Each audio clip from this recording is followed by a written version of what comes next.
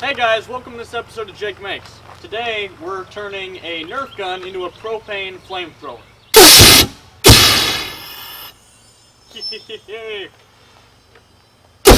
So as y'all know, in my last video, I made this flamethrower rig. It uses a standard disposable propane canister, a solenoid valve, a taser, and I stuck all of this inside a jack-o'-lantern to make a fire-breathing pumpkin. Today what we're going to do is take this and modify it so it can fit into the body of a Nerf gun, as well as do some modifications to see if we can't get a bit of a larger flame out of this. So, we have to go to the store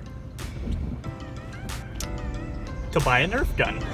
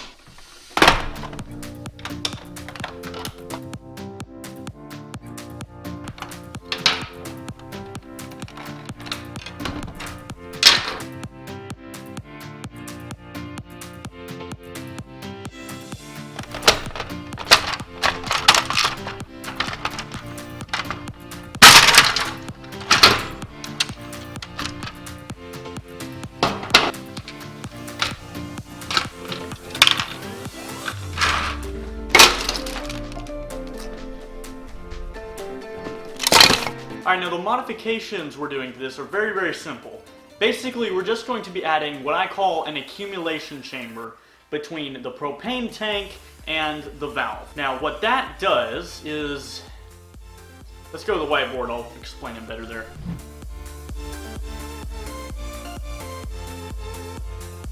Alright, so here's the design right now. We have the propane tank going straight into the solenoid, and from the solenoid out the barrel, you know, in his lid. Now the problem with this is these propane tanks limit the amount of fuel that can be pushed through at any given time. Because of the size of the valve in the top of the thingy, and the rate at which the propane flashes from a liquid to a gas and then flies out the barrel, we're limited as to the size of the flame that this tiny little tank can put out. Now there's two things you can do to try to fix this. Number one, you get a bigger tank, like one of the really big tanks, that can keep up a little bit more with the amount of fuel being pushed through.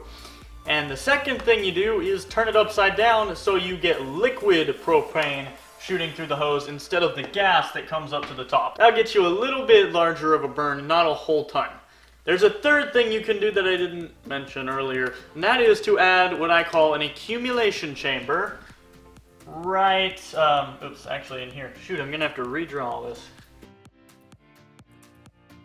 This right here is an empty tank that goes between the propane tank and the valve. And it allows, basically, this tank here fills up with gas from the propane tank, from the full propane tank. So you have a large amount of gas ready to shoot out the barrel whenever you pull the trigger. Instead of the small amount of gas, and then depending on this to flash from liquid to a gas and fill that, which it can't do super fast like I already explained, you have this other chamber that's already full of gas that's accumulated there, which is why I call it an accumulation chamber. I think I stole it from someone else, I can't remember who though. Which should give you a much larger burst of flame initially. For my design, we're only going to need 3 extra parts. Another of these adapters that go from the propane tank to a 1/4 inch regular fitting, a 1/4 inch T-coupling, this one's a bit funny, and a momentary button switch as our trigger. For the accumulation chamber, I'm going to be using this completely empty disposable propane tank, the top of which and the valve I have drilled straight through. So as you can see, yeah, it's completely empty. So then we have no resistance from the valve for the propane, and we can screw this right onto there. Oh, I tightened these way too much.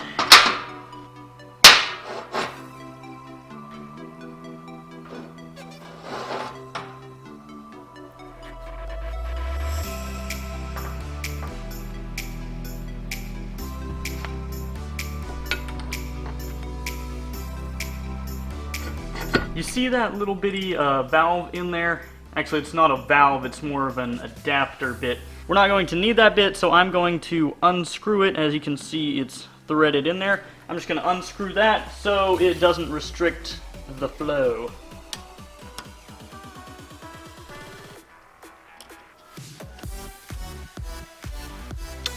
There we go.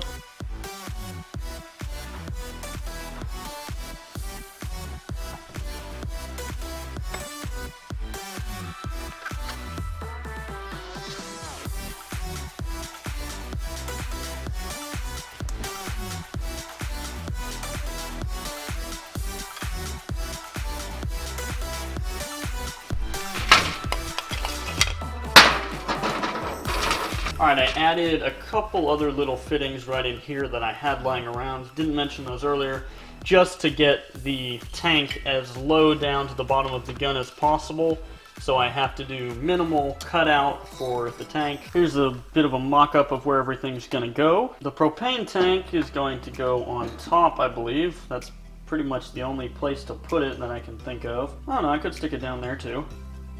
I'm not sure. I've got it rigged to where the most of the solenoid comes out this port here. Still gonna have to cut everything out, however, of course, which, let's just get right to that.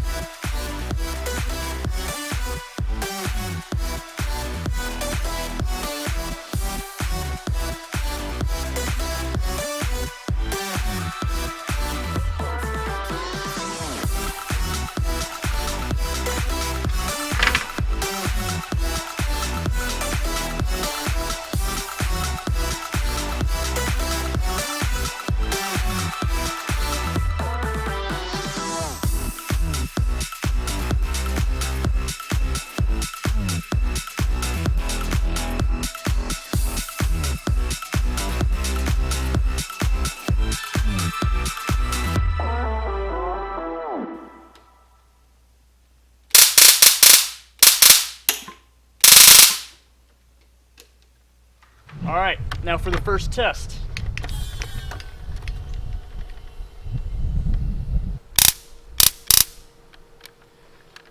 Alright.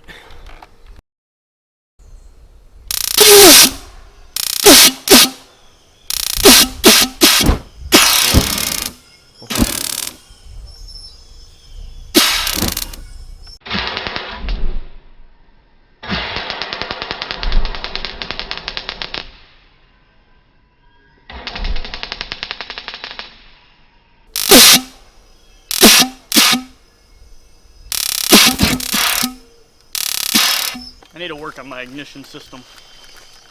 Okay, everything works great. As you can see, all the parts work, everything works just like I was hoping. The accumulation chamber, awesome. We're putting out like a 10-foot burst of propane. The only problem is that the taser's not igniting it right away like we need it to. So I'm gonna go ahead and play around with that a bit until I can get the ignition all working perfectly. I might need to like draw the wires out a bit farther away from the barrel so they're more directly in the burst, or maybe get a like little butane jet lighter or something. It might need an actual flame to do it. I'm not sure. I'll work on that, and then we'll come back and paint this thing, weather it, make it look amazing, and then we should be done. I just spent an hour taping this thing and 5 minutes spray painting it and forgot to turn the camera on. Guess now I'll wait for it to dry so I can film painting the other side.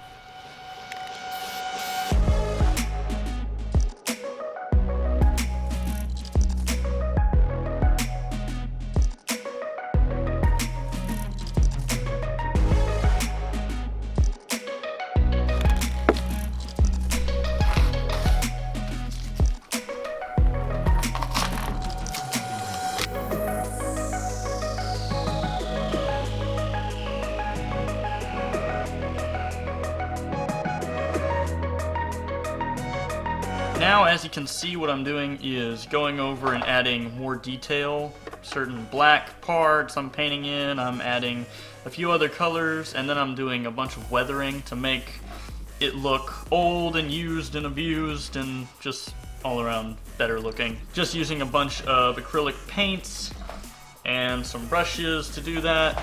Not much to explain.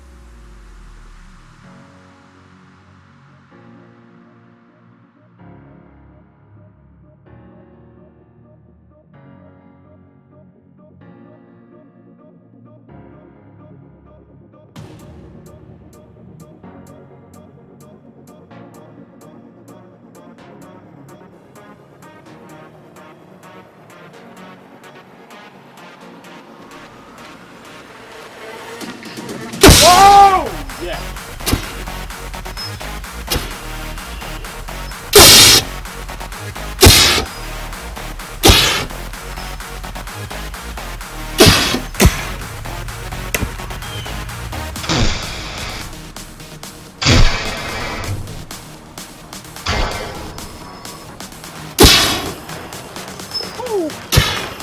And here we got the finished product. As you can see, I went ahead and finished up all the weathering. As you can see, it looks amazing. Not really going to talk much about that. You saw a little bit of it. I would have videotaped the whole thing, but it only took, you know, a few hours, and I didn't really feel like using that much card space. So this is the ignition system. I settled on just a little butane torch. I'll go ahead and turn it on. Can't really see it in the daylight, but puts out a really nice, strong, windproof flame about this far. Lights it every single time, much better than the taser. I just connected it to a piece of aluminum angle with pipe clamps, which I bent and connected to the bottom of the gun. Like you can see, it works very well. And, yep. Oh, yeah.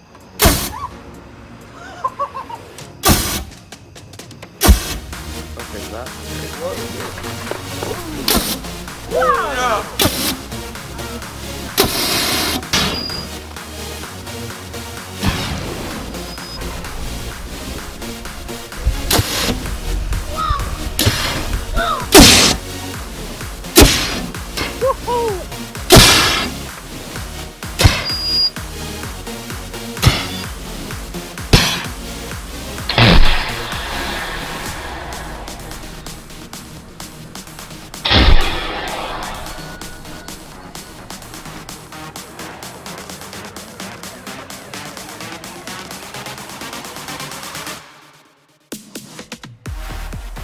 Alright, that's about all I got for this video. Thanks so much for watching till the end. I really do appreciate it.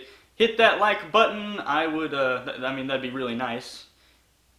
Hit the button, you know. Turn the bell on so you get notifications when a new video comes out, if you're subscribed to me, of course. If you're not subscribed to me, like, what are you waiting for? And I'll see you in the next episode of JakeMakes. Jake out. Should I say something about the flamethrower again? I'm super happy with this build. This thing turned out awesome. I love it. It looks super cool just on its own. Not even turning on the flame throwing bit of it. It just looks great because of all the weathering, and it looks like something that would be in Star Wars, which is just a sweet added bonus. And anyway, yeah, thanks so much for watching. I'll see you next time. Jake out.